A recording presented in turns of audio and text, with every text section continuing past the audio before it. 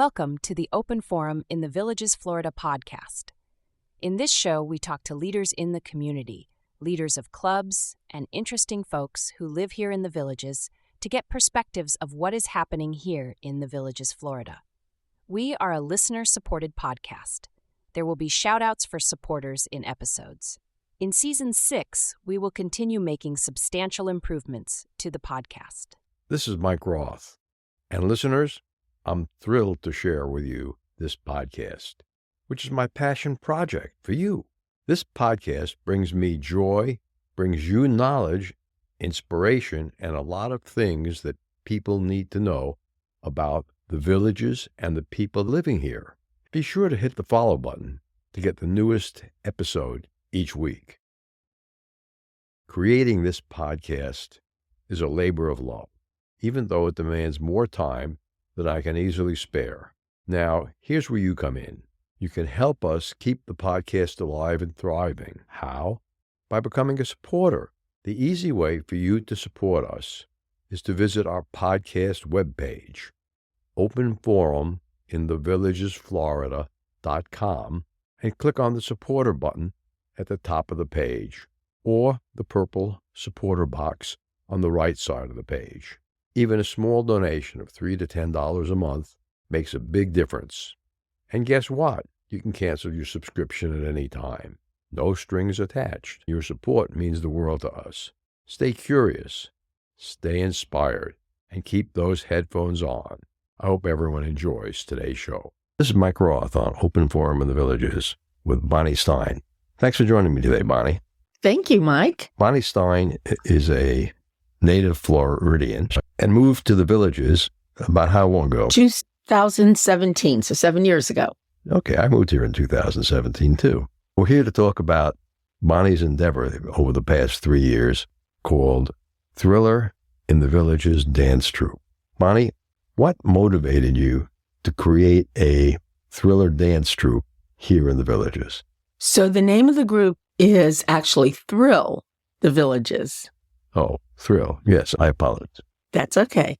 And we started in 2020. So this is now going into our fifth year, our fifth season.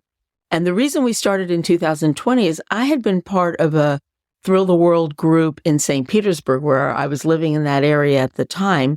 And of course, in 2020, you may remember we had a great big event that Pandemic. Started with a P. Yes, indeed. And so our thriller dance team in St. Pete decided not to do it that year. I thought the Villages need some entertainment and fun and excitement, and people were not feeling so joyful during that summer. So I decided, why not bring this great opportunity to the Villages? And so we started this group. I say we. I had a group of 10 of us that year. And the reason why is because the only way we could practice in the Villages rec centers was if we only had 10 people. And they made us stay 6 feet apart during that time. So we complied, of course, because we wanted to do this. We had that year, 2020, October, 6 performances, all outdoors. And so we performed at driveway parties. We performed at the country clubs outside in the breezeway. And we started with 6.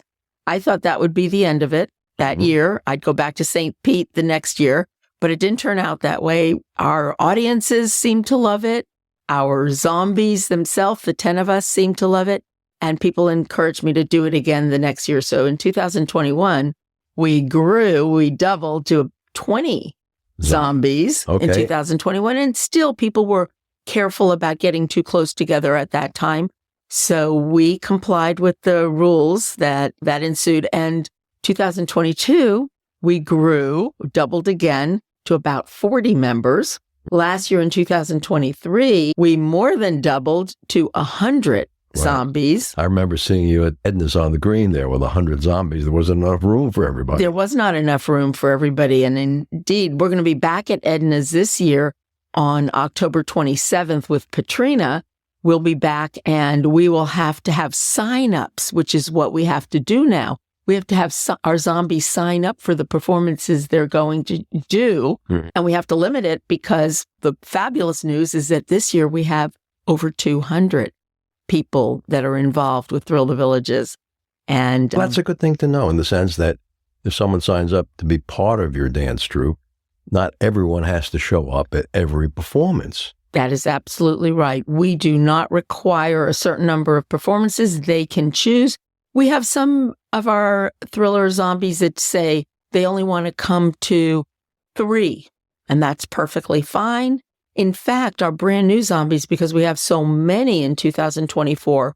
Good. Bonnie, how many people are going to be performing this year as zombies in your dance troupe? Our largest performance is called Thrill the World Night because our is part of a worldwide organization called Thrill the World. And that means that there are going to be thriller dance teams all over the world performing on the exact same day at the exact same time. It's always the Saturday before Halloween. So we'll be doing that also. So the Saturday before Halloween this year is October 26th. And we're going to be doing it with all of our zombies, all 200 of our zombies at that time, October 26th. Where? That is the big reveal. I have to not be sure I'm going to say that at this point, but I guarantee it'll Well, remember, be... the show is being broadcast live on October 8th. Oh, okay. So by then, everybody will know. Okay, by then the reveal will have been given. So I can go ahead and say this to you. I won't say anything to anyone. Okay, good. October 26th, the Saturday before Halloween, is when all the teams all over the world are going to be performing Michael Jackson's dance at the exact same day, at the exact same time. And our group, Thrill the Villages, is going to be performing at Brown and Brown Farms, which is in Oxford on 301. And the reason we had to go there is because there is not room for a group of 200 dancers many places. Last year, we had Thrill the World Night. We couldn't even perform it inside the rec center we were at. We were at Eisenhower last year, and although we still practice at Eisenhower, you cannot fit 200 plus people in that rec center to do it properly with enough room. Well, So we were doing it last year outside in the parking lot. Okay. Even the squares, we've outgrown being able to fit everybody in, although we're going to try that this year. And we do perform at the squares. Friday, October 25th, we'll be performing at 4:45 at Brownwood Square for their big Halloween festivities. And on Halloween night, again, 4:45, we'll be performing with Scooter the DJ at the Great Big Halloween Festivity, Spanish Springs. We'll also be performing at Edna's. We'll also be performing at Sawgrass on Wednesday, October 30th. So we have lots of times when we're going to have a lot of the zombies. There's certain times where we're performing.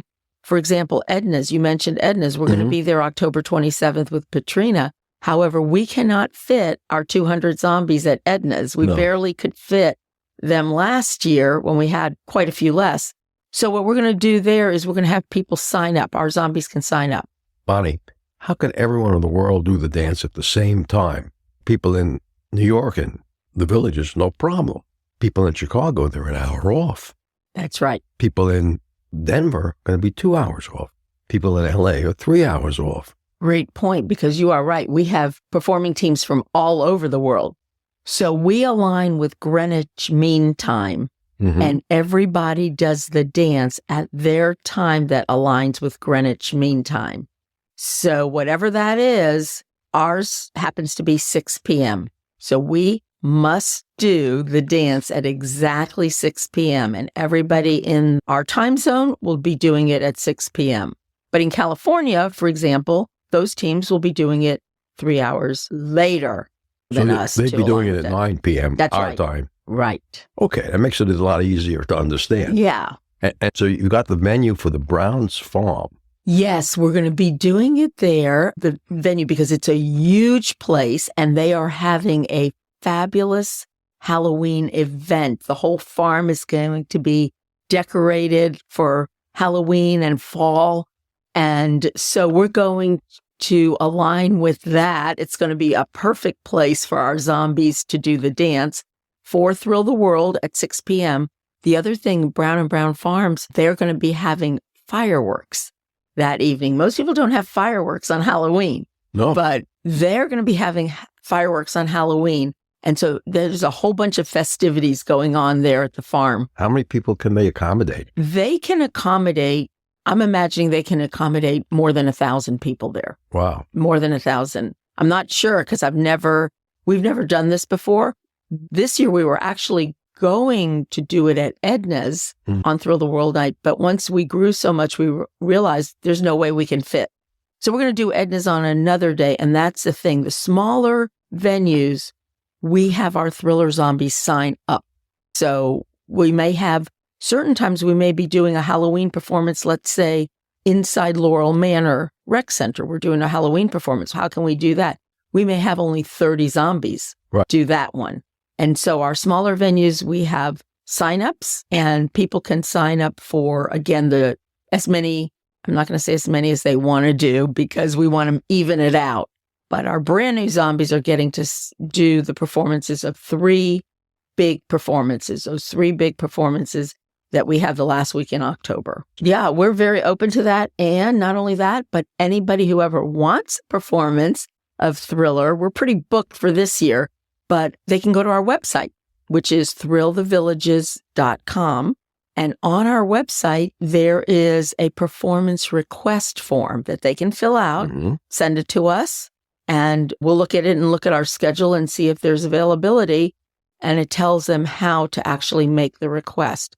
Anybody who wants us for, let's say, next year, it's possible we can do something for this year, but I'm not sure. We have over 27 performances already scheduled here in the Villages for October. And that's the only time we perform. The zombies go to sleep on after October 31st, we go to sleep until the following year. Yeah, that's pretty good. Do you charge these venues for your performance? Sometimes we do charge, yes. Sometimes we do and sometimes we don't. We do lots and lots of performances for charity organizations. We offer our performance for that.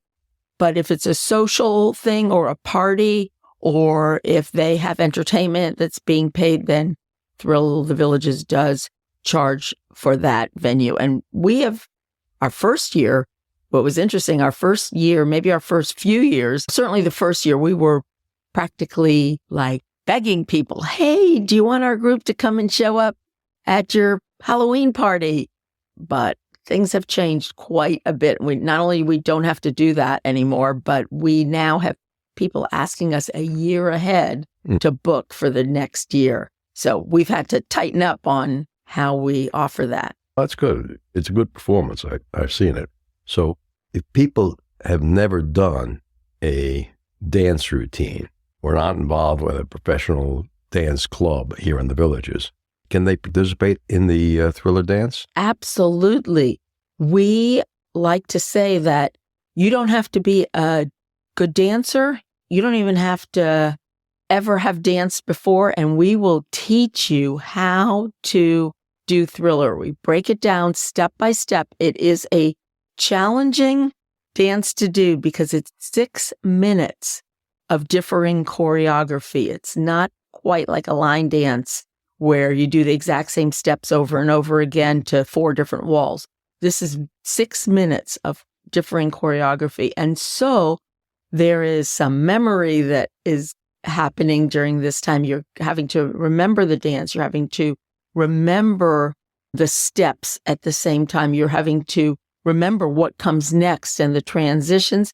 And you're having to do it as part of a unit where we all have 200 of us. The goal is to all look the same as we do the dance within our own zombie personality.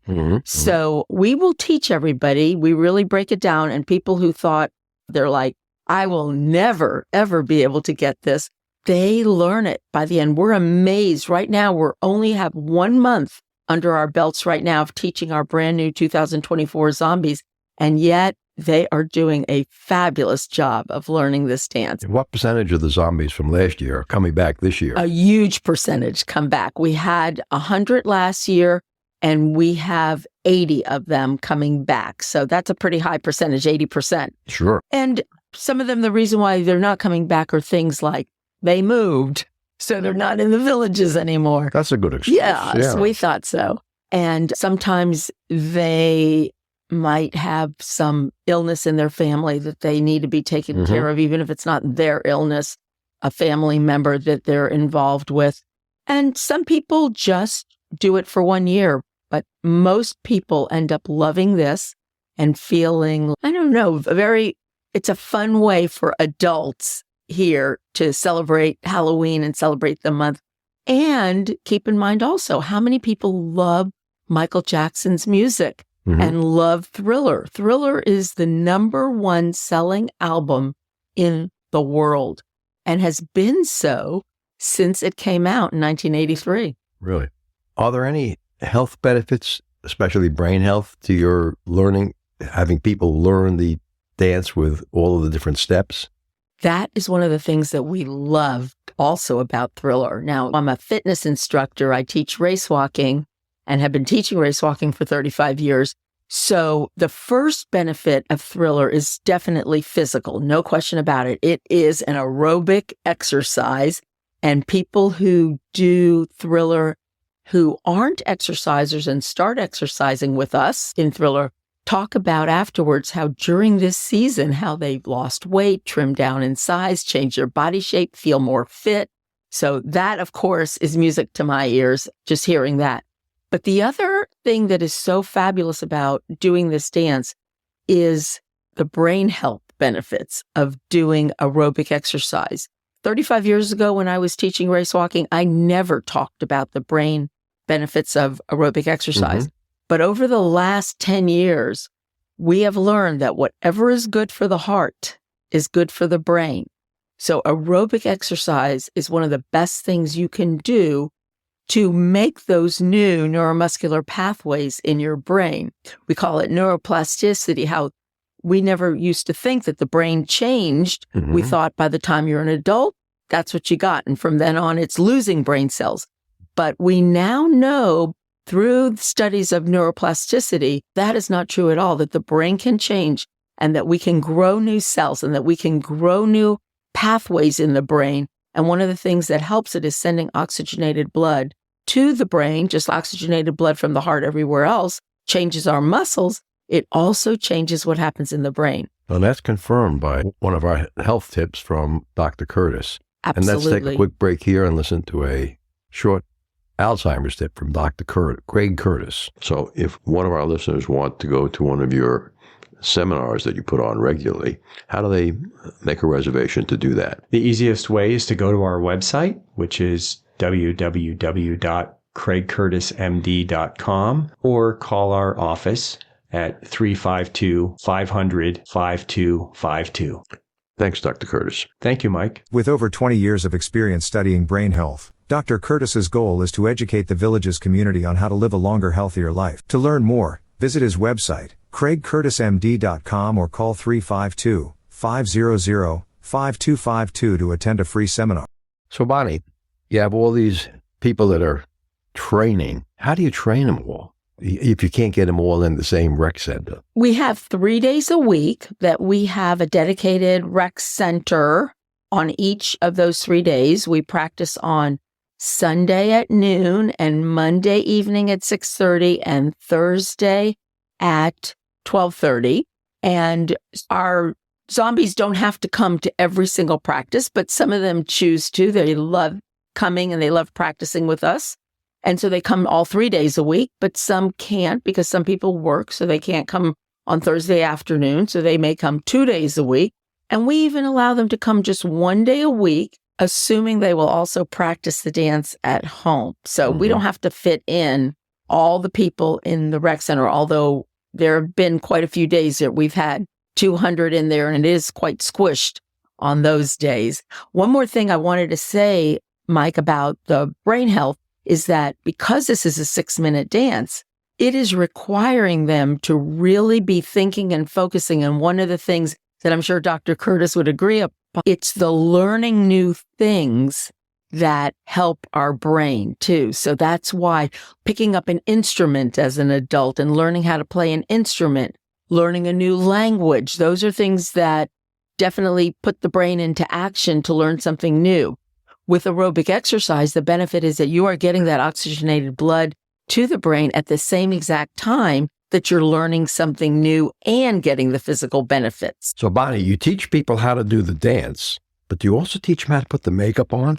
Great question. We absolutely do. This year, for the first time, because we have grown so much and gotten so much bigger, we are actually going to have a professional makeup artist who has been a makeup artist for over 40 years in theater, in the movies, and he now lives close enough that he is going to come one day and teach our zombies how to do professional makeup at 3 different levels. So he's going to show us that and tell us how to do it at home and where to buy the particular makeup. The other thing that we have is we have some of our own thrillers from last year and the year before who have gotten quite good at doing their makeup. And we're going to take another day and let them show our new zombies how to implement the zombie look. You know, most people don't keep a zombie costume at home. How do you come up with a zombie costume? That is the easy part. I know that seems unusual, but that's the super easy part.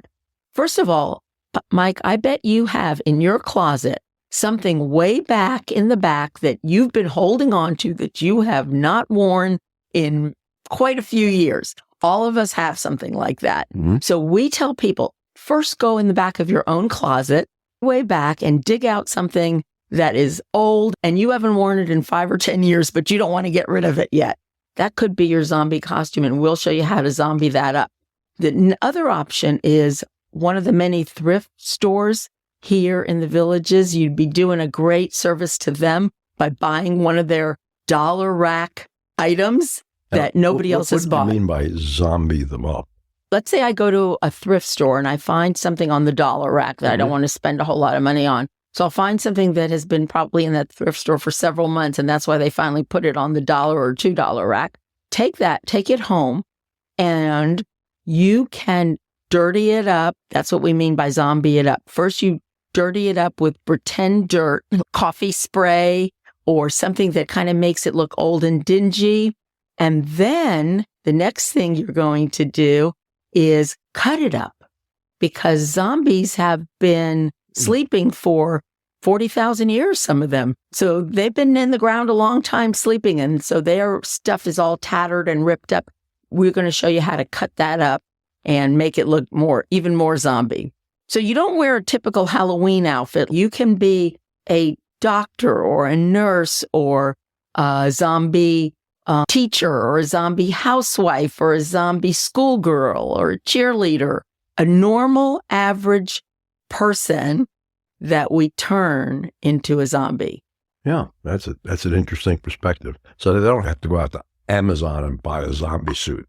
We don't even want you to do that. Okay. Have any of your zombies told you stories about what happened when they were driving to or from an event and people saw them made up and dressed that way? Absolutely. Yes. Can you tell our listeners one?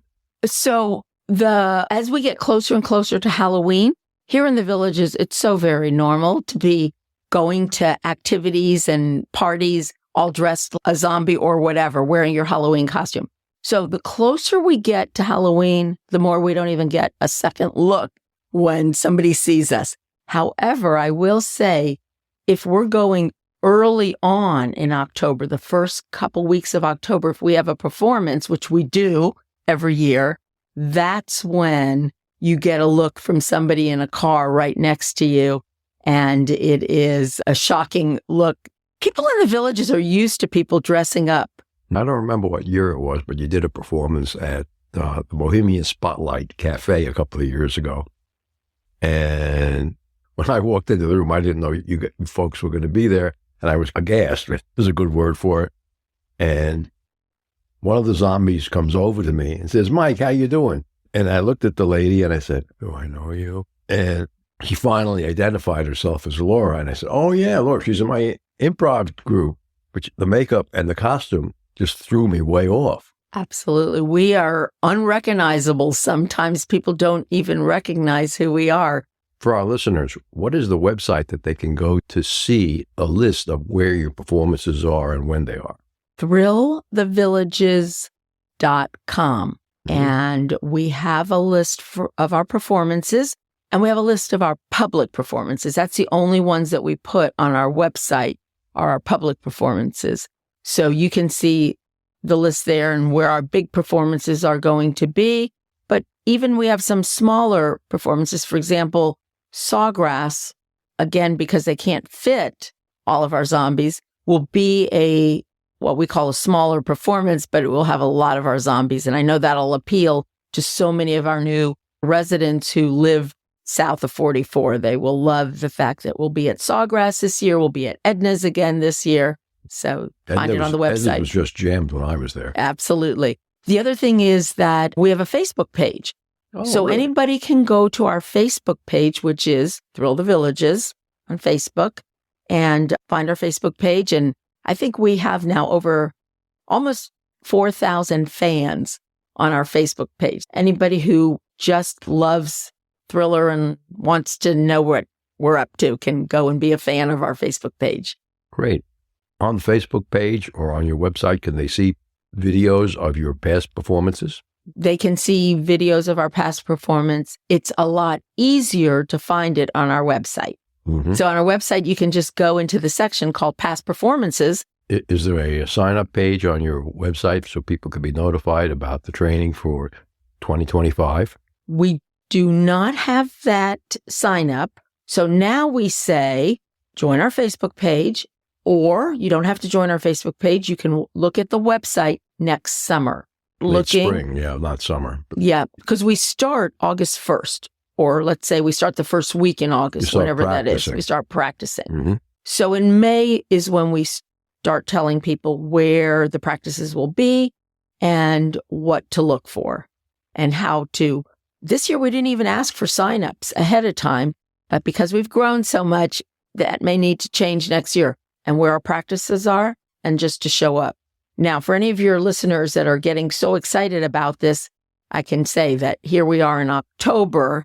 We're quite full right now. So you cannot sign up in October. You have to be a Villages resident who's going to be in town in August and September. If you want to be part of this group, you need to make sure that you're in town. Unfortunately, we can't take snowbirds because practice starts in August. If you're in town in the Villages in August, you can be part of our 2025 group. Good. Is your group a Villages Lifestyle Club? We absolutely are a Villages Lifestyle Club. Yes, Good. We became a Villages Lifestyle Club in 2000. Okay. Is there anything else you want to tell our listeners before we go? For this year, I'd love to tell everybody, go to the website and take a look at where we're going to be this year and come out and watch it, and then you'll see if it appeals to you, which I know it will. And then you can come and think about joining us next year. Although we do have some fans that come out and watch us every single year, and that's where they get the joy. They're not going to be a zombie, but they love participating in the audience by just watching us. Great. Thanks for being with us, Bonnie. You're very welcome. My pleasure. Remember, our next episode will be released next Friday at 9 a.m. Should you want to become a major supporter of the show or have questions, please contact us at mike@rothvoice.com. This is a shout out for supporters Tweet Coleman, Ed Williams, Paul Sorgen, Dwayne Romich, and major supporter Dr. Craig Curtis at K2 in the Villages. We will be hearing more from Dr. Curtis with short Alzheimer's tips each week. If you know someone who should be on the show, contact us at mike@rothvoice.com. We thank everyone for listening to the show. The content of the show is copyrighted by Roth Voice 2024. All rights reserved.